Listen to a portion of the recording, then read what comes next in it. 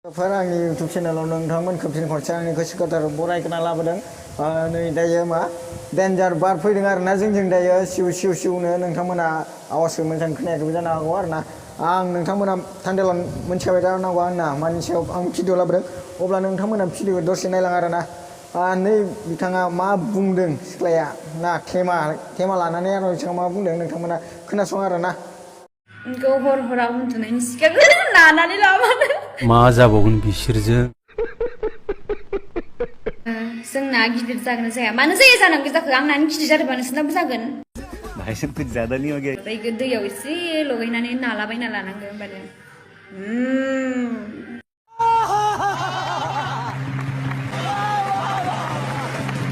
मुलियाथ' ओरैनो बाबा रामदेबा बानायनायसो आयुर्वेदिकनि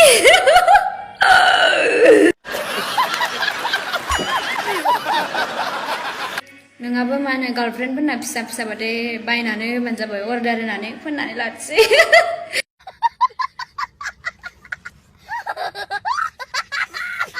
बे थेमा बुस्थुखौ नोंथांमोना बायनानै लाब्लानो जाबाय आरोना गिदिर गिदिर जायफोर सिख्लाफोर आरोना नोंथांमोना देराखै अब्ला एसे गिदिर गिदिर खालामना लाबानो जाबाय आरोना। मुलिखौ फुननानै थेमानि मुलिखौ फुननानै एसे लाब्लानो जाबाय आरोना। बायनानै फ्लिपकार्ट एमाजनफोरावनो मोनोनो आरोना।